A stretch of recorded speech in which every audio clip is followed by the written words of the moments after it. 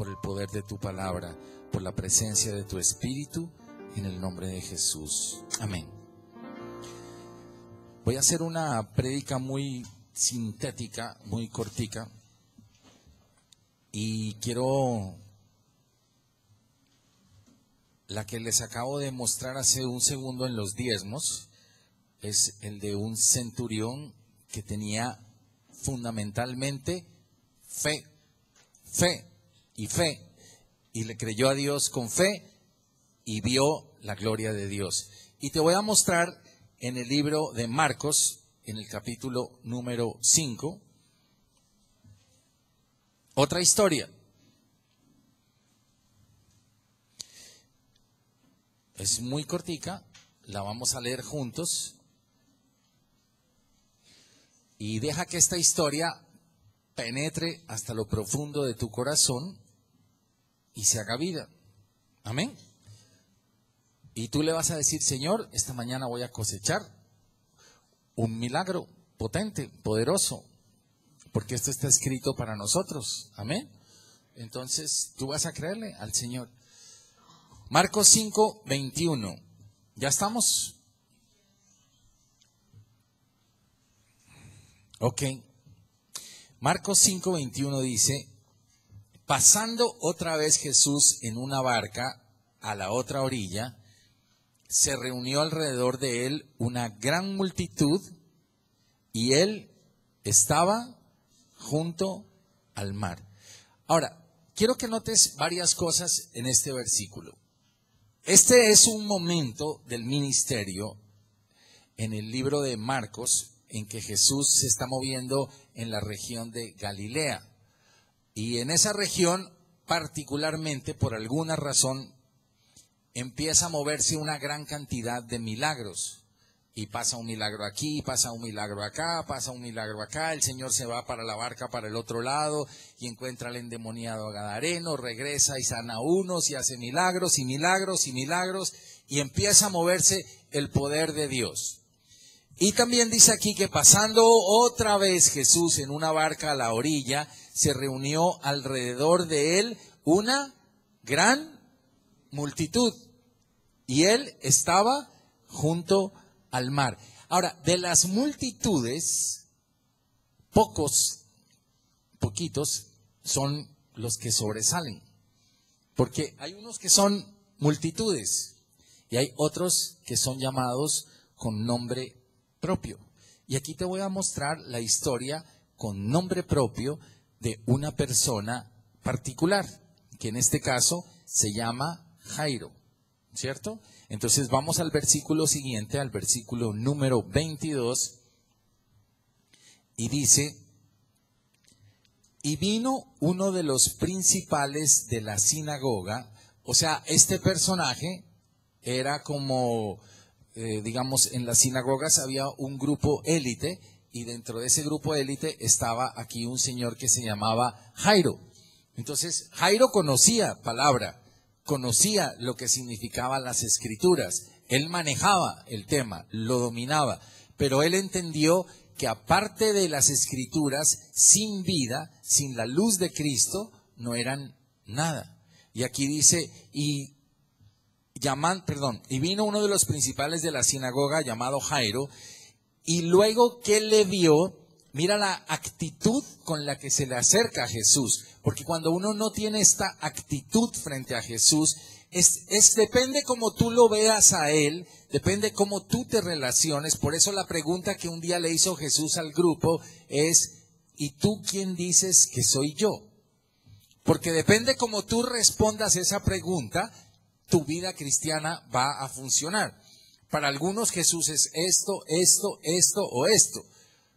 Pero si tú tienes la respuesta y la revelación correcta, que solo la puede dar el Espíritu Santo, entonces es allí cuando funcionan los milagros. Aquí le dice: y luego que le vio, se postró a sus pies. O sea, identificó quién es Dios en Jesús.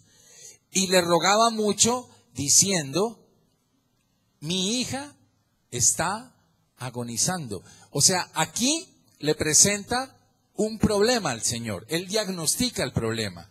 Y el problema no era cualquier problema. ¿Cuál era el problema de Jairo?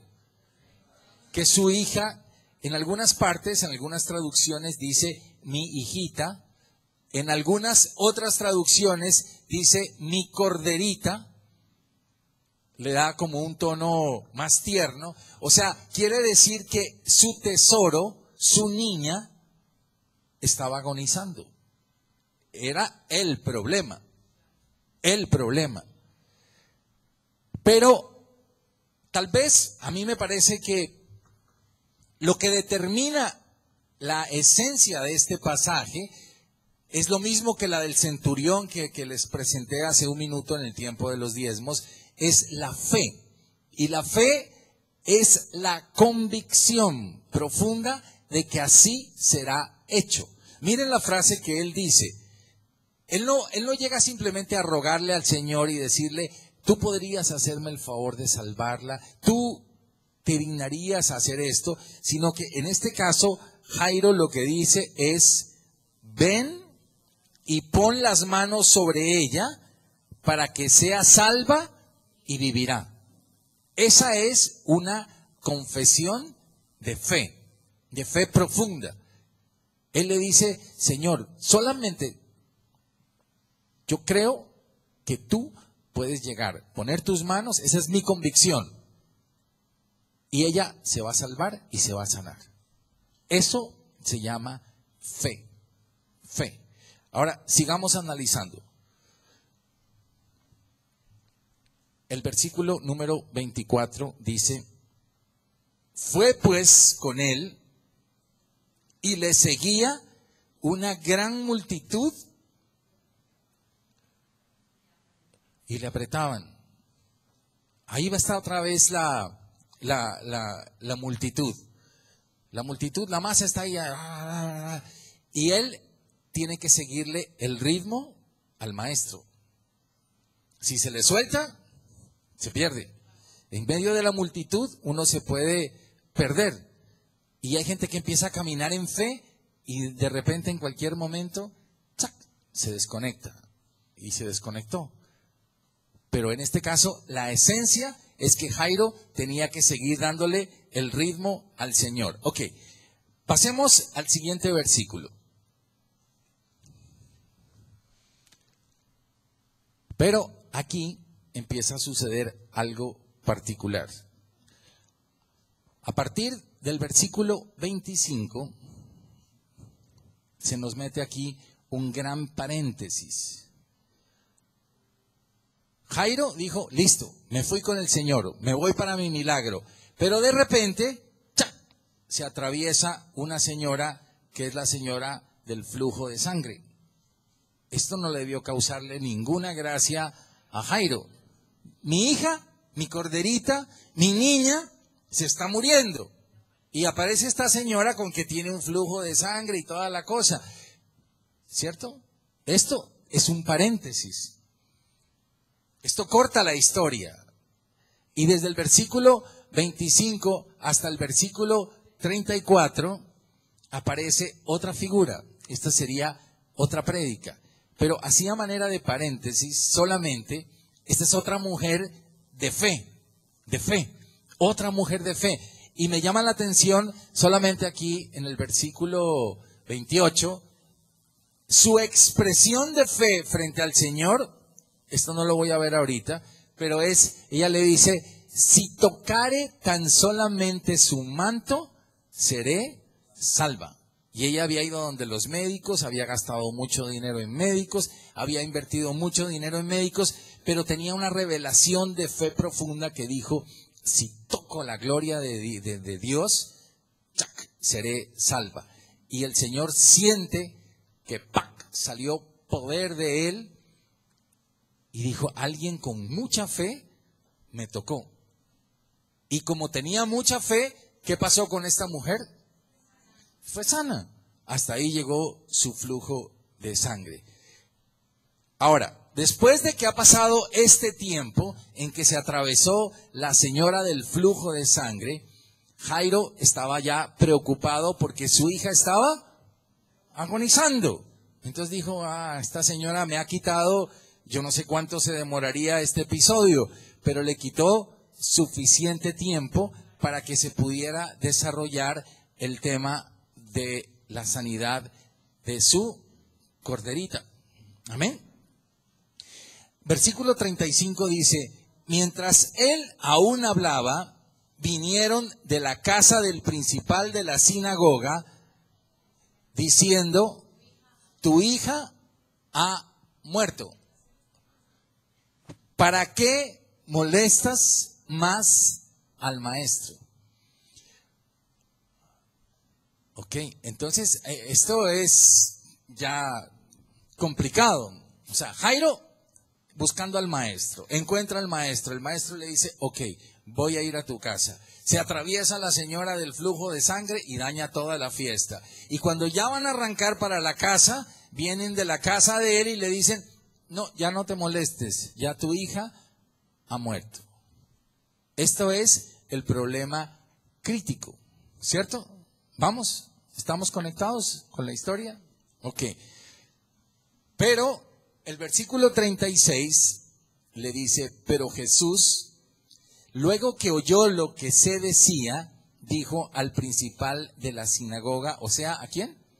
A Jairo, ¿cierto? Le dijo, ¿qué le dijo?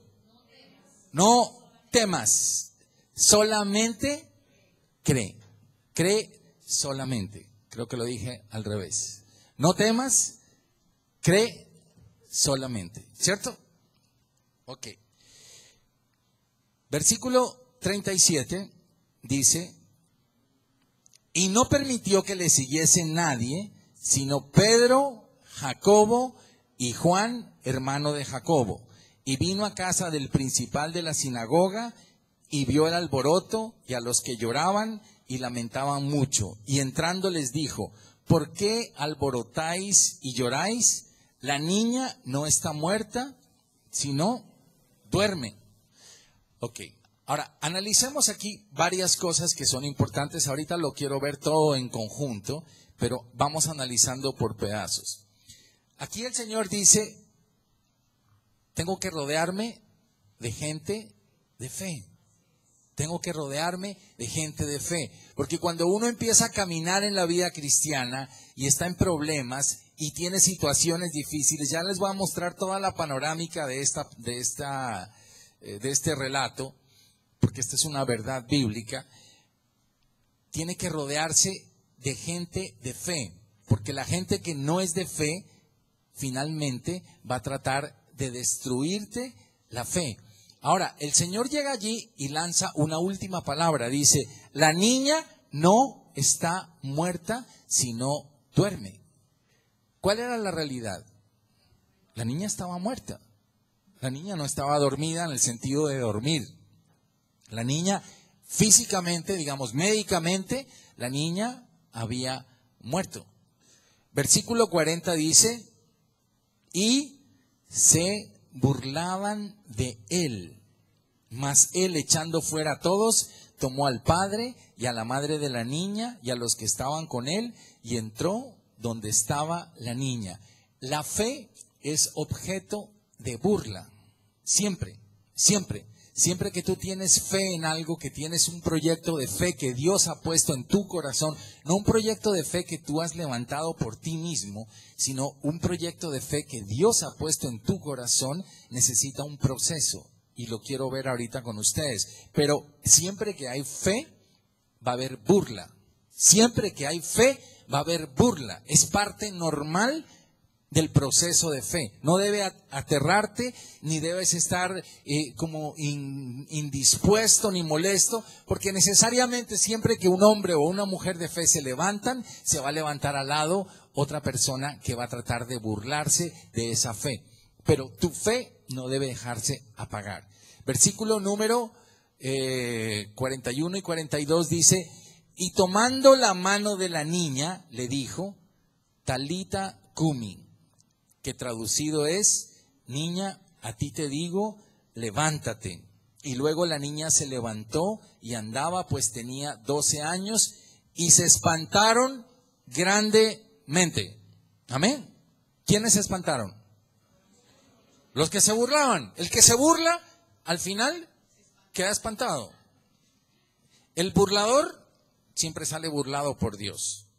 El Salmo 2 dice que aquellos que se ríen de las cosas del Señor, finalmente Dios se reirá de ellos, ¿cierto? Es básicamente lo que dice el Salmo 2. Entonces, cuando tú tienes una fe que se levanta, una fe que es fuerte, vas a pasar por algunos procesos. Y quisiera, con un gráfico muy sencillo, voy a tratar de explicarlo para que todos tratemos de ubicarnos en lo que sigue. Pásame a la siguiente, por favor.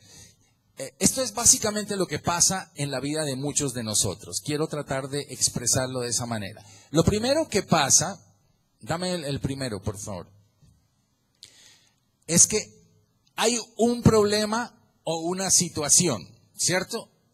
Vas a tener en tu vida, siempre tienes en tu vida un problema o tienes una situación, sea la que sea. En este caso es una situación compleja. ¿Cuál era la situación compleja de Jairo? Que su niña estaba agonizando, entonces su corderita estaba muriendo. ¿Cuál es la situación tuya? ¿Cuál es el problema tuyo? Yo no lo sé.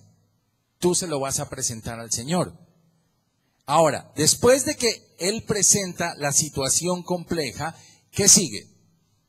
Dame el siguiente, por favor.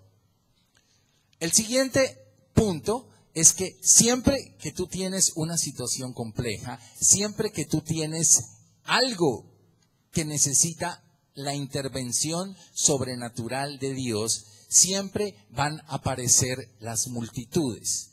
Y las multitudes son un estorbo. Las multitudes siempre te van a tratar de estorbar. La multitud es el tipo de la gente que empieza a rodear y que va a tratar de dañar la relación entre tú y Dios. Y el éxito de esto es que tú mantengas una fe firme. ¿Y cuál era la fe firme que tenía Jairo? La fe firme que tenía Jairo es esa. El versículo que marca la fe firme es: ven y pon las manos sobre ella para que sea salva y vivirá. Amén. ¿Sí? Esto permite que Jairo se pueda acercar por encima de la multitud. Les voy a pedir que se estén quieticos porque me están cortando aquí adelante y me daña como el... Mateo, pásate acá, por favor. Y no me gusta interrumpir, inclusive estamos grabando y muchas personas de fuera lo están viendo y no es correcto interrumpir el servicio, es la segunda vez que me pasa. Mantén tu fe firme. Ahora, necesariamente en la vida cristiana, eso lo muestra el versículo 25 a 34, que fue el paréntesis que hicimos. Hay veces que hay demoras en los procesos. No siempre las cosas funcionan tan rápido como uno quisiera que funcionen. Y ese es un momento de peligro, porque estamos entre la fe firme que maneja Jairo y yo conozco hombres de fe, mujeres de fe que han dicho: yo sé que el Señor va a cumplir lo que dijo que iba a cumplir. Y tienen realmente una fe firme y nace de una declaración de no, de pronto, no, tal vez, no, creo que, sino es una convicción profunda y seria de que el Señor pone sus manos sobre ella y mi corderita, mi hija, va a vivir. Y es mi convicción firme. Pero aquí se atravesó una demora en el proceso. En este caso, pues, en el paralelo del Evangelio, es una mujer de flujo de sangre que entra a interrumpir ese caminar de Jesús directo a la sanidad de la niña, ¿cierto? Pero en tu vida a veces hay demoras en el proceso, y esa demora en el proceso pueden ser muchas cosas. Y ese es el momento donde uno tiene que valorar y decir, porque allí se enfrían muchas veces los procesos de fe. Es cuando uno ve que no, yo vengo orando, yo le vengo creyendo a Dios, yo tengo una convicción profunda en mi corazón, pero no encuentro que la respuesta ya bajó. Entonces, pues es un momento en que puede peligrar la fe de la persona. Ahora, sigue uno avanzando en el tema, sigue uno moviéndose en el diagrama, y pásame al siguiente, por favor. Y viene muchas veces, inclusive, momentos más críticos. Es decir, aquí aparece la señora y demora la ida de Jesús a sanar a su hija. Pero adicionalmente al problema de la demora, aparece un momento más crítico, que llegan unas personas y le dicen: tu hija se murió. Ahí se le puede derrumbar la fe a cualquier persona. Pero allí viene otra vez la palabra del Señor. Y pásame el siguiente, por favor. Y el Señor le dice: no temas, cree solamente. Es cuando el Señor te viene a sustentar. Ahora, ¿el Señor sabría de todo esto? Claro que sabía. Él tenía, con cada uno de nosotros tiene tratos diferentes. La fe funciona con cada uno de manera diferente. Muchas veces, en nuestros casos, en cada uno es distinto. Hay temas en que uno dice: ¿por qué no ha ocurrido el milagro ya? ¿Por qué no me ha funcionado esto ya? Yo tenía mi fe puesta en esto. Y el Señor, por alguna razón, Él sabía. Él dijo: voy a atender primero a la de flujo de sangre. Pero está trabajando cosas en la vida de Jairo. Algo estaba haciendo en la vida de Jairo. Y después de que las cosas parecía que ya me tocó el turno, para colmo de males, me enfrenta una persona y me dice: no, ya se murió la niña. Pero viene la palabra del Señor. Pero viene la palabra del Señor. Y la palabra del Señor te dice: no temas, cree solamente. No temas, cree solamente. Y este diagrama, como pues los que hacen diagramas y los que estudian esto, cuando viene este punto en este símbolo, aquí viene una decisión. Entonces tú puedes decidir y decir: ok, tengo dos opciones, o creo solamente o no creo. Allí es donde la fe se puede dañar. Y en este caso, Jairo hubiera podido decir: no, ya se murió la niña, no creo, se terminó. Entonces su fe hubiera terminado en el no milagro, o lo que sería equivalente en cualquiera de nosotros a la muerte de ese sueño o de ese proyecto que Dios había sembrado en nuestros corazones. Es un punto crítico, y a veces así sucede con el Señor. Y sigue el siguiente, por favor. Piensa siempre que siempre va a aparecer este grupito de gente. Va a aparecer la incredulidad de la gente y la burla de la gente. Son dos cosas que vienen amarradas. En todo proyecto de fe que uno vive, necesariamente, cuando tú lees la historia de Nehemías, Nehemías fue llamado por Dios a levantar el muro. Y cuando ellos empezaron a levantar el muro y empezaron a construir el muro, automáticamente apareció una figurita que se llamaba Sanbalat, ¿cierto? Y él fue el burlador, el que siempre va a decirles: eso no les va a alcanzar. Cuando se suba una zorra en ese muro, se les va a caer, a burlarse. Es parte del anticristianismo, es parte del espíritu anticristo. Entonces tú tienes que estar preparado para decir: mira todo lo que ha pasado. Tema crítico, hija agonizando, después va bajando, él tiene su fe firme, después viene una demora en el proceso que no es para nada agradable. ¿A quién le gusta que se le demore el proceso? Cuando uno ya tiene una situación más o menos clara y le dice: Señor, tal cosa, y de repente uno llama a la noticia y le dicen: oye, tal cosa. A mí el martes me llamaron de una parte y yo tenía una cosa ya clara, concreta, un tema X, y el martes me llamaron y me dijeron: no, se acabó. Entonces uno dice: ajá, se murió la niña, ¿cierto? se murió la niña, pero, o es una demora, y uno, pero ¿por qué no pasa, no sale, no surge, no funciona? Y de repente llega el momento crítico que viene la otra noticia más fea y le dicen, no, todo salió patas arriba. Y uno allí queda desbaratado. Pero en ese momento viene la voz del Señor que te dice, esa es la importante, porque la multitud te va a confundir. La multitud, el susurro de la multitud no te deja oír, pero el Señor se levanta allí y te dice, no temas, cree solamente, no temas, cree solamente. Y ahí paralelo, más gallitos al tema, más problemas al tema. Aparece la incredulidad y la burla de la gente, hartísimo. Pero al final llega el milagro.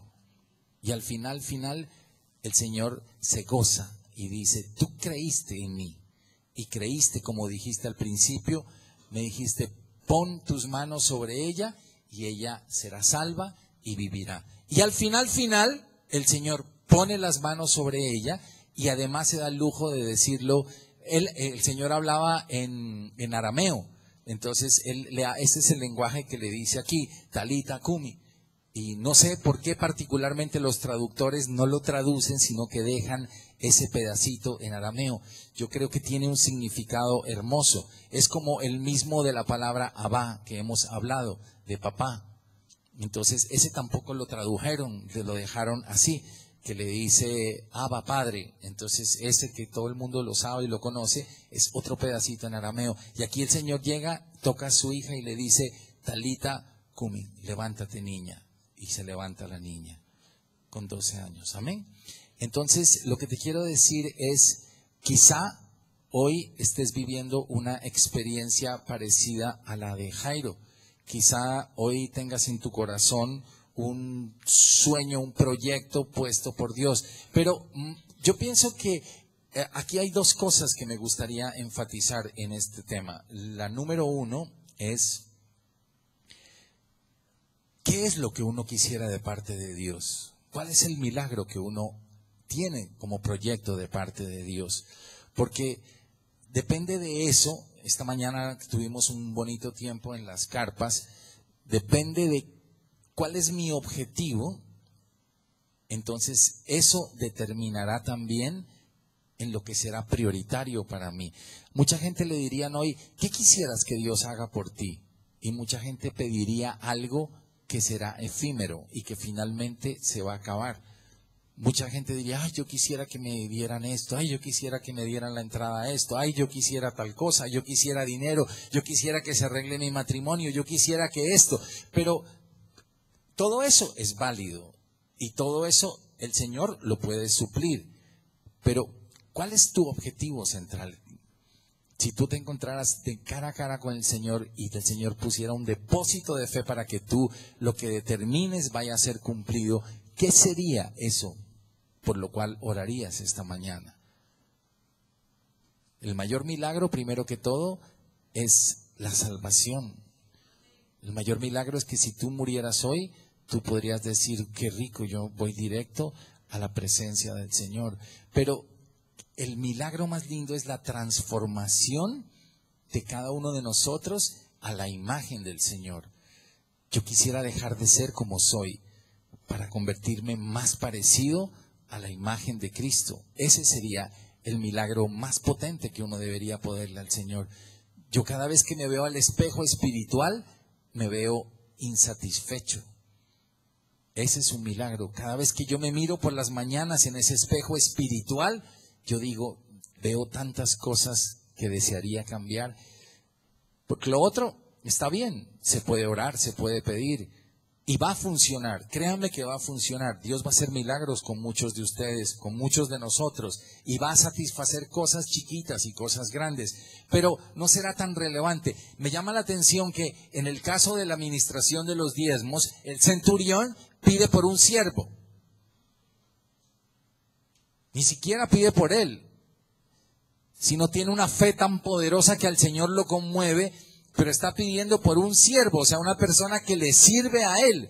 Seguramente era judío, el siervo de él.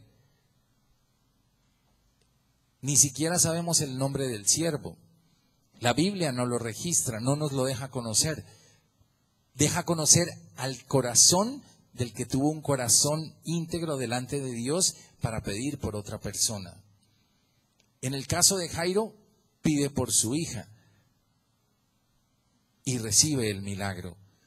Entonces, yo quisiera que esta mañana te pongas de pie un segundo y Carlos, ayúdame a ministrar acá, por favor.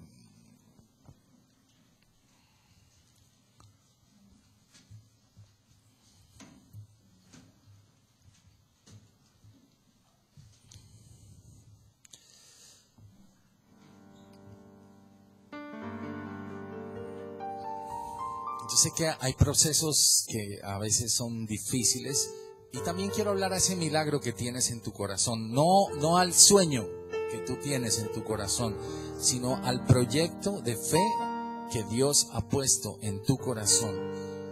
Porque creo firmemente de parte de Dios que el Señor va a hacer cosas con muchos de ustedes. Dios va a hacer cosas con muchos de ustedes. Y sé que será semana, será tiempo de milagros, sé que será tiempos en que verán la gloria de Dios, en que verán cómo Dios se manifiesta a sus vidas, a nuestras vidas. Y también hoy el Señor quiere dejar esta ruta, este dibujo, porque quizá por alguna razón lo puso en mi corazón, porque muchas veces, regrésame y déjame la última imagen, Nina, por favor. Esa, gracias. Quizá para algunos puede ser que un día uno le diga al Señor, Señor, tengo fe para esto, y ese mismo día, ¡pam!, sucede, así funciona, no sé. Otros tendrán que pelearla y lucharla. Hubo gente con fe que se metió por una casa, rompieron el techo y bajaron a un enfermo, tenían fe y creyeron por esa sanidad del enfermo. Otros, como Jairo, empiezan un proceso de fe y ese proceso es lento, toma un tiempo. Pero créeme que mientras toma el tiempo, mientras estás en este paréntesis, mientras estás en ese proceso que se atravesó otra cosa, créeme que Dios no ha quitado los ojos de ti. Y a pesar de que pareciera que el Señor esté mirando a otro lado y esté atendiendo a la mujer de flujo de sangre, realmente los ojos del Señor están puestos sobre ti. Y aunque parece que se está demorando el milagro, algo está haciendo el Señor allí. A veces ese tiempo que toma entre la palabra que se lanza y el milagro que se hace va a tomar un tiempo, pero mantente firme. Mantente firme, no dejes que tu fe decaiga, y puedes sentir la voz del Señor que se acerca a ti y te dice, no temas, cree solamente, cree solamente. Si está demorándose algo, tiene una razón de ser, tiene un porqué, tiene un para qué. Algo está trabajando en tu corazón, pero Él no ha quitado los ojos de ti. Lo que tú creíste con fe profunda, si es fe profunda, si es convicción profunda, lo que tú creíste, al final lo verás. En el momento que Dios lo indique, lo verás. Apártate de los burladores, quítalos, son un estorbo en tu vida. La gente que se burla, la gente que se fastidia, es un fastidio y daña la fe. Quítalos, el Señor los quitó. El Señor dijo, voy a dejar este grupo, y cuando llegó allá les dijo, por favor, sálganse.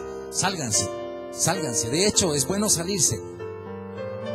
Yo le he pedido al Señor, si hay gente burladora, si hay gente en la iglesia que es estorbo y burla, sácala, Señor, sácala, porque dañan la fe de los demás. Déjalos que son, Señor, los que quieren impregnarse de tu fe, los que realmente quieren recibir, Señor, de parte tuya, los que aman tu palabra, los que están dispuestos a subirse al techo y bajar al enfermo. Deja las personas que tienen pasión por ti, Señor. Deja los Jairos, deja los centuriones, deja la mujer de flujo de sangre, La mujer que va llorando donde el Señor y dice, si solo toco el manto del Señor, esto está hecho. Y tienen fe, tienen convicción, no hay dudas en sus corazones. Son gente que creen en quién es la persona de Jesús. Son gente que no tienen temor, que no les da miedo. Gente que ama profundamente al Creador. Gente que sabe quién es Dios.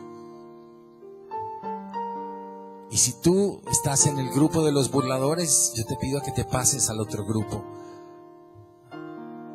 y cambies tu actitud, te enciendas, le pidas, Señor, necesito que enciendas mi vida, que enciendas de pasión mi vida por ti. Porque el que es burlador al final va a ser burlado de parte de Dios, créemelo. Y cuando Dios se burla de alguien, pues no debe ser nada agradable. Te pido, Señor, que toques a tu iglesia esta mañana, Señor. Y Padre, en el nombre de Jesús, yo desato tiempo como tú lo dijiste, Señor. Tiempo de milagros especiales. Yo sé que Dios va a consentir pequeños sueños, detalles, cosas que hay en los corazones de muchos de ustedes. Dios va a conceder, Dios va a satisfacer, y Dios satisfará más allá de lo que tú has podido pensar o imaginar, como nos lo dijo hace 8 días. Porque cosas que tú ni siquiera pensaste ni te imaginaste son las que vas a recibir de parte de Dios. Pero mantente firme. No dejes que tu fe decaiga. No dejes que tu fe decaiga. Porque las multitudes se van a atravesar delante de ti y van a tratar de sacarte del propósito de Dios. Porque las multitudes, y Satanás sabe que lo que viene de parte de Dios va a ser de bendición y va a ser grande para ti. Por eso van a atravesarse en tu camino. Pero escucharás la voz de Dios que te dirá, no temas, sé firme, mantente, cree, sigue creyendo. Si tú creíste en mí como creíste al principio, mantente firme, porque al final lo verás y te gozarás. Y será bendición. Padre, en fe, levantamos nuestras manos y creemos, Señor, en que eso que tú dijiste que lo harías, lo harás. Gracias, Señor. Gracias, amado Señor. En el nombre de Jesús. Amén.